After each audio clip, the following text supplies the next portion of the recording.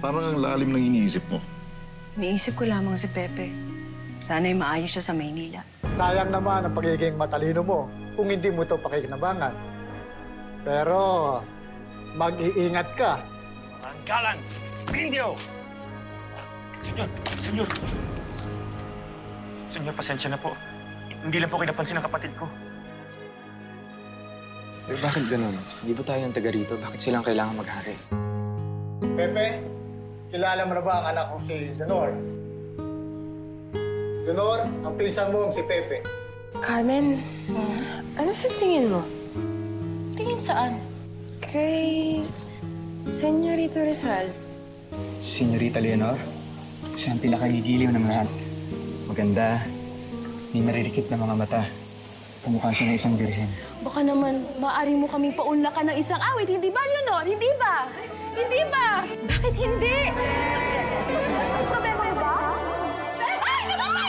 Ay! Namatay! Tubig! Tubig! Ulatin natin ang binibini. Nandiyan siya sa kabila.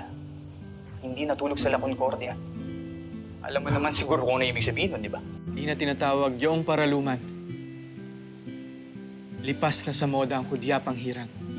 Walang hinihingi sa utosang paslit, kundi isang tasa ng kapeng mainit. Napakahusay ng iyong tula, Senyor Rizal.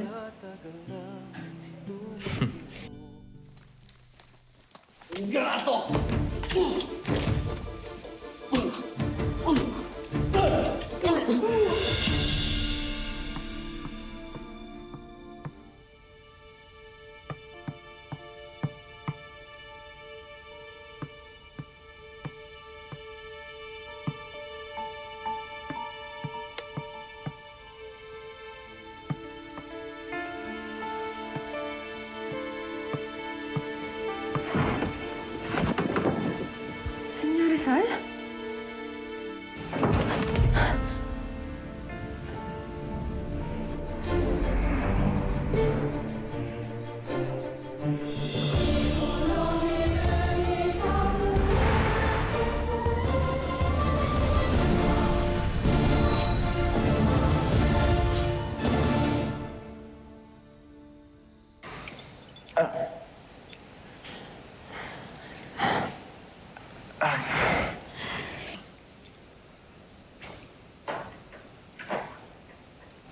Aray.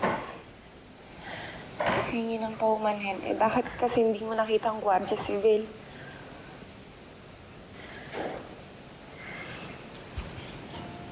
Masyado yatang napasobrang aming katuwaan, senyorita. At ano naman ang ikinatuwa mo at hindi mo napansin ang panganib?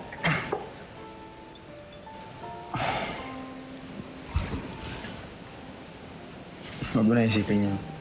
Hindi natin pag-usapan.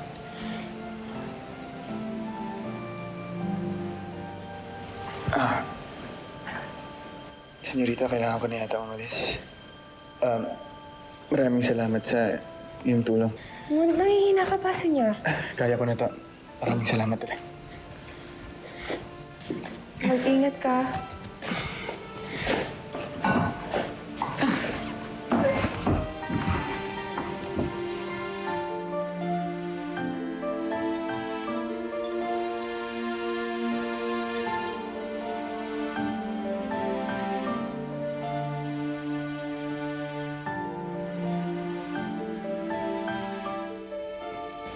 Nay, ito po yung kinita natin sa koprahan. Sa tindahan naman po, ito po. Tsaka sa palawan po natin, ito po yung kinita natin. Nay? Pepe! Pepe? Pepe! Nay? Balitaan namin nangyari sa'yo. Ayos ka lang ba? Ayos lang ako kaya. Anak, ikaw na nga ba yan? Nay, ako po to. Hindi niyo na po ba ako nakikilala? Hindi ka siguro nakilala dahil sa pasasamukha mo.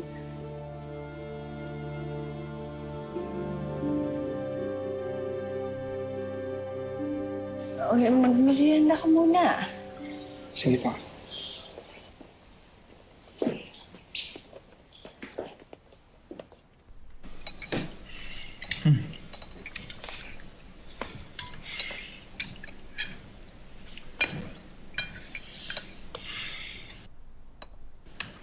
Masarap pa ang minatamis na bayabas. Opo, Nay. Ganun-ganun pa rin po ang luto kahit nung bata pa po ako, kaya nga po paborito ko to eh.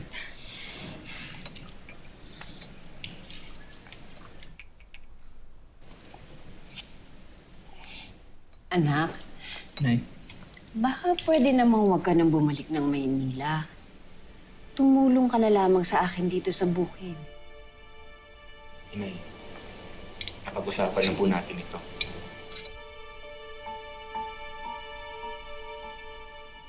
Pasyano, tingnan mo nga nangyari sa kapatid mo. Paano kung mas malala pa ang sinapit niya sa mga Gwardiya Sibil? Napakalayo ng Maynila dito. Baka mangyari ulit ang ganito. Maging huli na ang lahat para matulungan natin ang kapatid niyo. Inay, mag-iingat naman si Pepe. Hindi na mauulit ang nangyari. Wala ka nang dapat ipag-alala.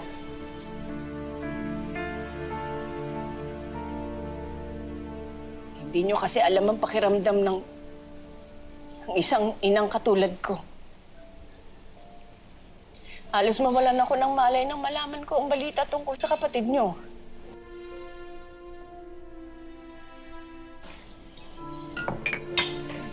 Dahan-dahan.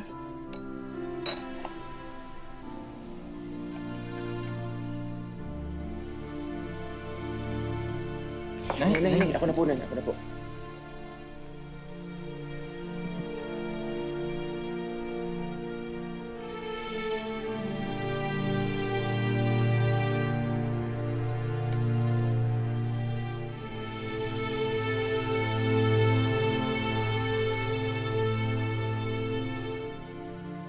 Kuya, tapatin mo nga ako. Ano na ba talaga nangyayari kay Inay? Lumalabo na ba talaga yung paningin niya? Ayaw niyang aminin na hindi naman siya makakita. Ayaw niya ipalata, lalo na sa'yo. Nabubulag na siya. Pero bakit lumala ng ganito? Hindi na ba siya pwedeng magamot?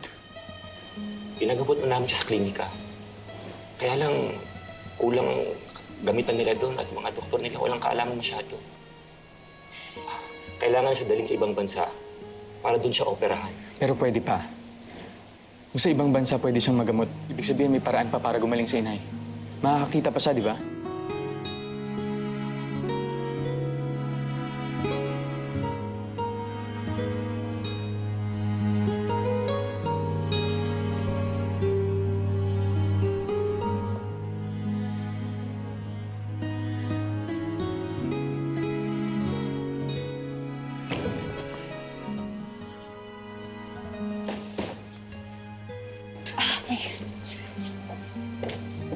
Huwag niyo kami alalahanin. Ako na bahala kay Inay. Inay.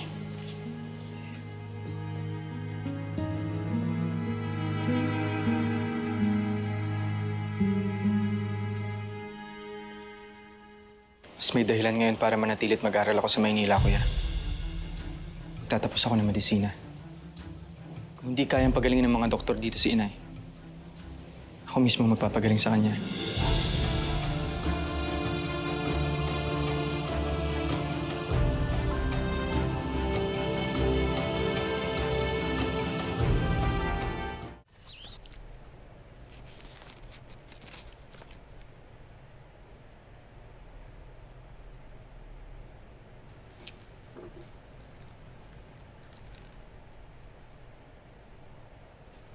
Hey, Pepe.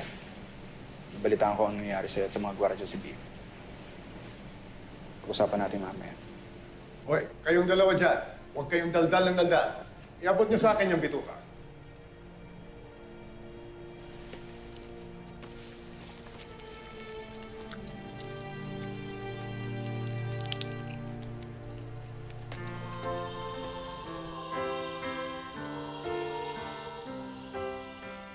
Uy, Leonor. Balita ko nabugbog daw si Pepe ng mga Gwardiya Sibil.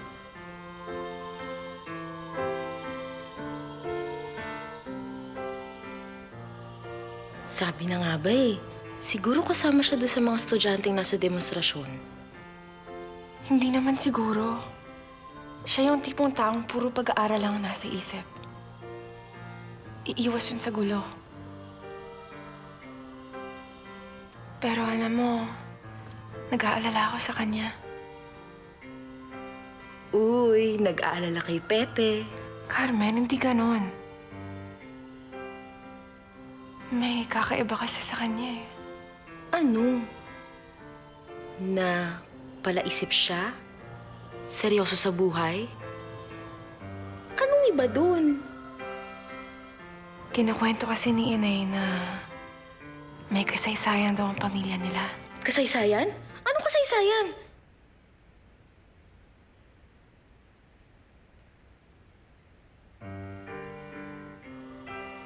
May pagka-radikal daw mag-isip ang pamilya nila. Mula sa nanay hanggang sa mga anak. Pero, alam mo, kung talaga nag-aalala ka kay Pepe, bisitahin natin siya mamaya. Para makita mo yung tunay niyang kalagayan, di ba?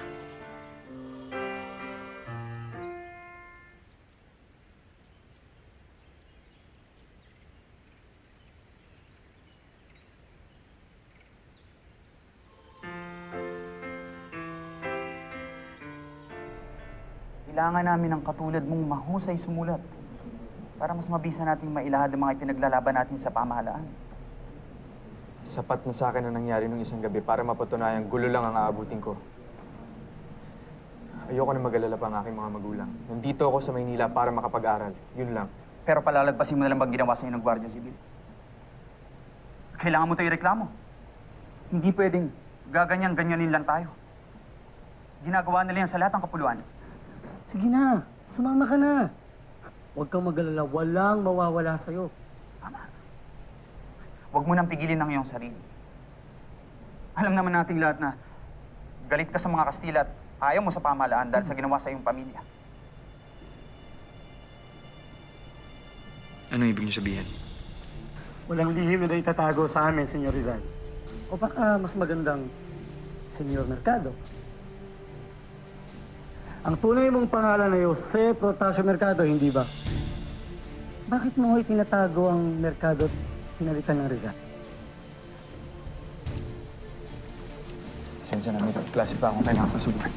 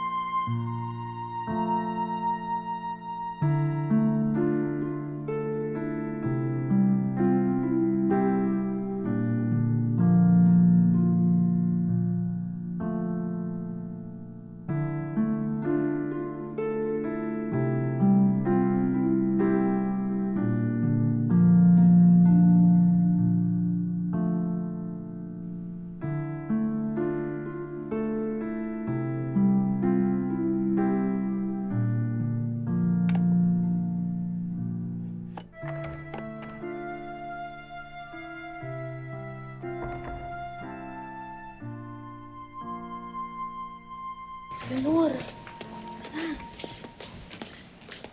Lenor!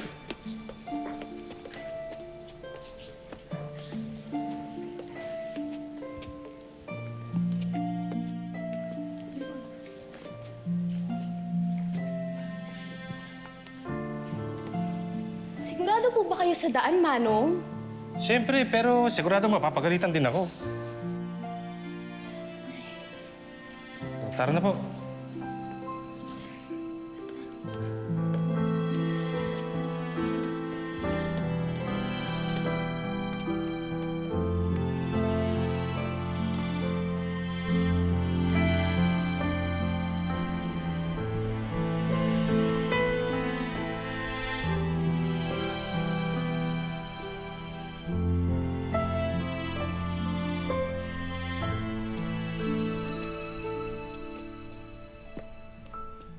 Minor, Carmen, anong ginagawa niyo rito? Nag-aalala kasi sa'yo si Leonor dahil nabalitaan namin binugbog ka raw ng mga gwardiya sibil. Gusto lang namin makita yung loob ng universidad. Hindi namin nakakalain na nandito ka. Maraming salamat sa iyong pag-aalala, Senyorita. Baka makita kayo ng mga pare.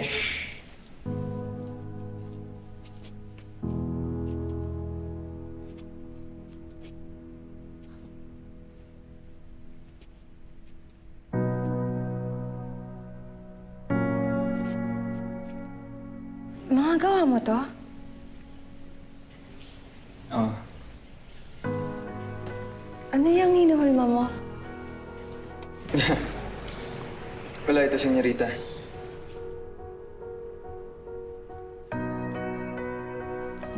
Ito, ano laman nito? Wala. Wala rin ito, Senyorita. Huwag mo na itong pansin. Anong nakaguhit dyan? Senyorita! Balita, ngayon sa Europa, hilig daw nila gumuhit ng mga babaeng walang... Senyorita, huwag niyo yan. Huwag niyo nang tingnan yan. Senyor Rizal, umusta naman tayo ng kagalang-galang? Hindi itong para tayong mga bata. Titignan lang naman namin. Patawad niyo mga binibini. Kung gusto niyo talaga makita ang aking mga iginuhit, ituturing ko ito bilang isang malaking karangalan.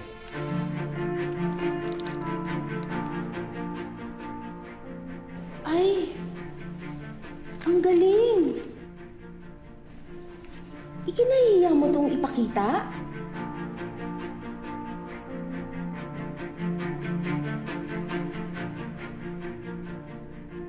Ako ba to? Ikaw yan! Kamukhang kamukha mo! At ito yung suot mo. Suot mo nung... Nung una tayo magkakilala, Senyorita.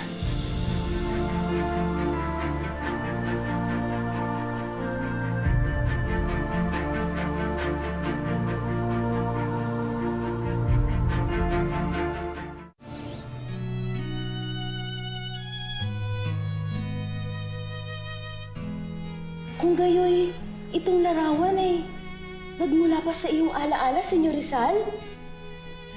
Ay...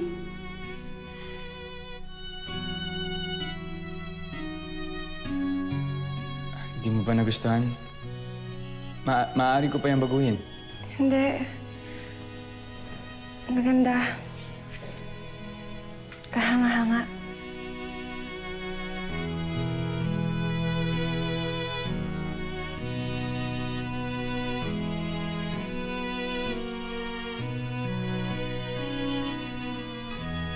Kailangan na nating umuwi.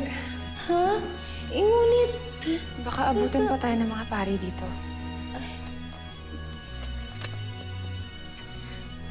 Paalam, Senyor Rizal. Paalam, Senyorita.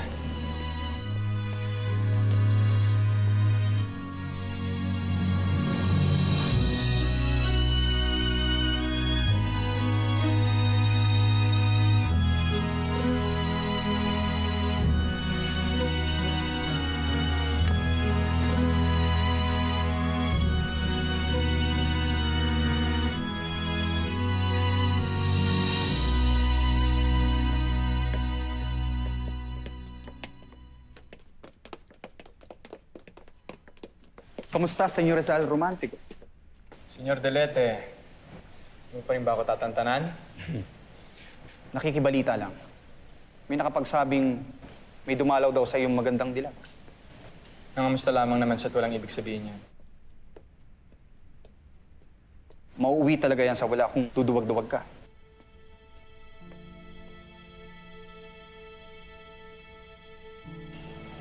Hindi ako duwag. Kung gayon, Hahayaan mo na lang bang ang kalapastangan ang ginawa sa'yo ng tiniente na yan? Kung talagang matapang ka nga, ireklamo mo ito sa Gobernador General. Ano na lang ang sasabihin ng iyong sinisinta kung hindi mo kayang pagtanggol ng iyong sarili?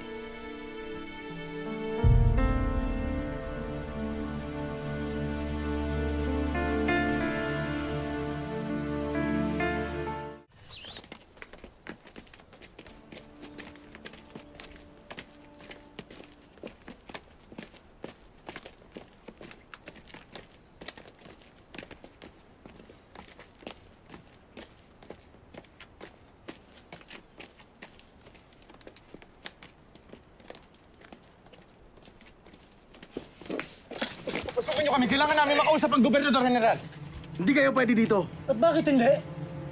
Ito, hindi mo ba nakikita ang ginawa ng opisyal ng Guardia Civil sa mukha ng kaibigan namin? Bawal kayong pumasok dito. Sinasayang niyo lang oras niyo. Umalis na kayo! Daling panahon lang, kailangan lang namin makausap ko nga! Umalis na kayo! Kung ayaw niyong madagdagan yung pasa sa mukha niyo!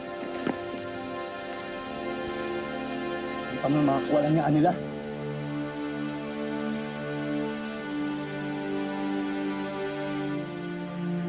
Pepe, tayo na.